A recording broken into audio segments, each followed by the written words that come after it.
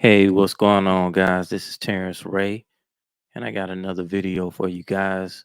We're going to be going over some technical analysis basics, and the topic of discussion in this particular video is support and resistance. I'm not going to hold you long, but I promise to be strong. So let's get right to it. I have a chart up. It just happens to be the SPX.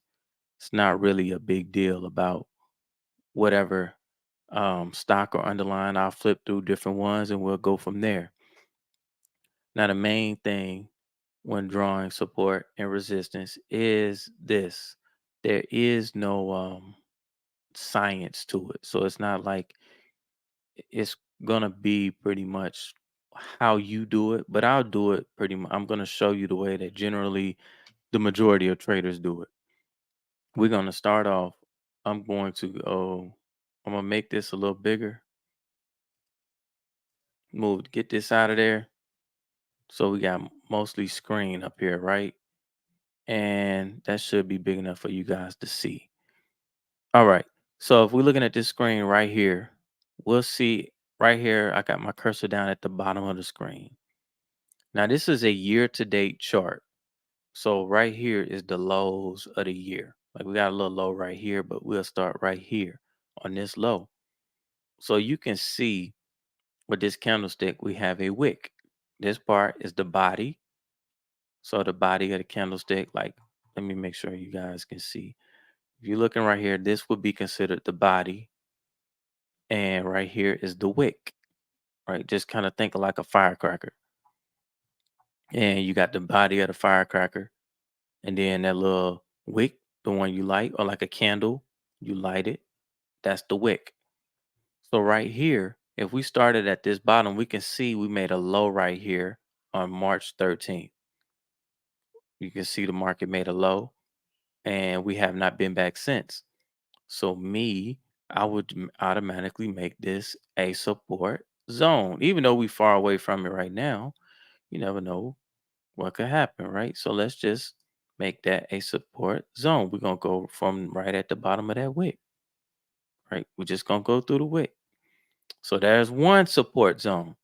Now you can see we made a high and then we made a low and then went up again, right? And then you can see the market chopped and then made another high and then came back here to this level, made a high, a low, and then went up some more.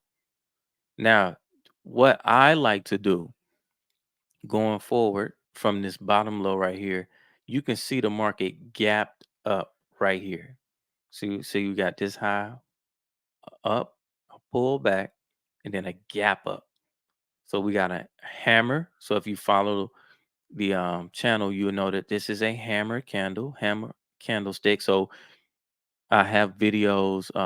The first series I talked about candlesticks. This is like looks like what Thor's hammer, and then the market gapped up, and the market never looked back after it gapped up, right? So this big gap right here, what I like to do when I get gaps, for me that is support.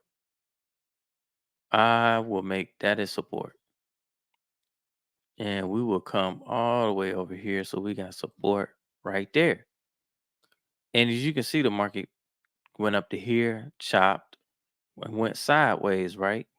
So we could kind of let's just use all the tools. I've been talking about trend lines. Let's draw trend lines. Let's use all the tools that I've been talking about so far. We're gonna draw a trend line here. We're gonna go from there to there. Now let's come here and draw a trend line at this low, right? We'll do something like that. Now you see the market kind of came here once, went up. What level is that? 44,050. Once, twice, came here and then went up. You could make that a support level right there, right?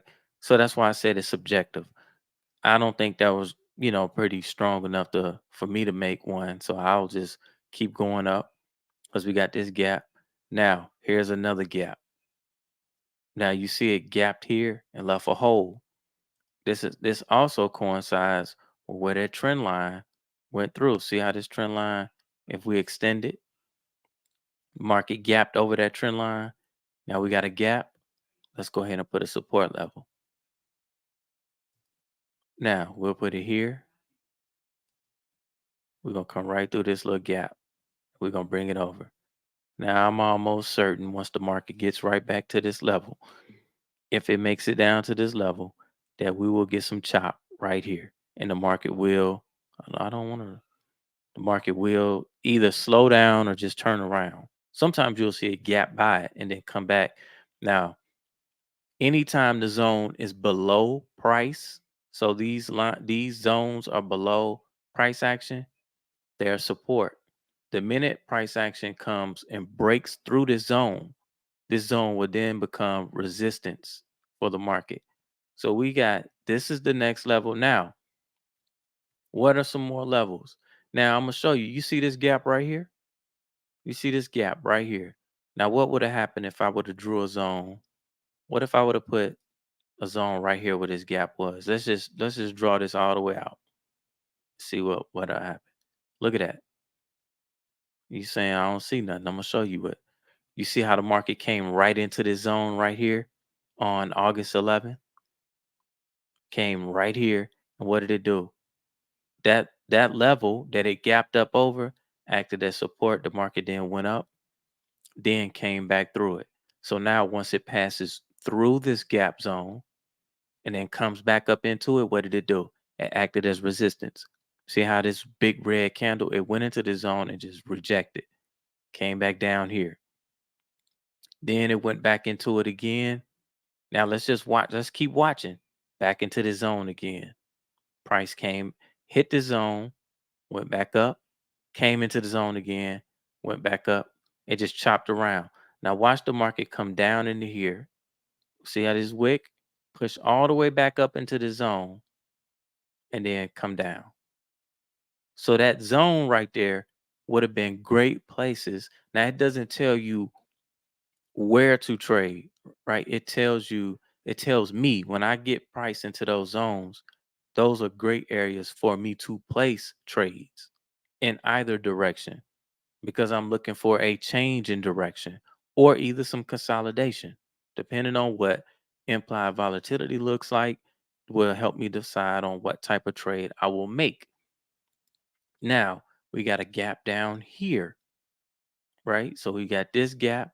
So I would come in and I would draw a rectangle in here, and this would become resistance for the price because right now price action is below this level, so this will become resistance. So basically, if we're going from this area right here to this area, so looking now, what I would do is now what you want to do is now that you have your support and resistance areas, now you can also make a zone right here. Yes, you could have put a zone right here because the market turned and the market turned right here. So anytime you have where the market comes up, pulls back, turns, right? There's one turn. So you might say, well, I ain't gonna pay that no mind. The market came right back here again, right? And then turned again. So this would be another area or zone where you could make and draw. And so when you get those zones like that, so if we did one right here, I wouldn't make it. Uh-oh. Let's see. Let's move this back up. I would not make this a real big zone.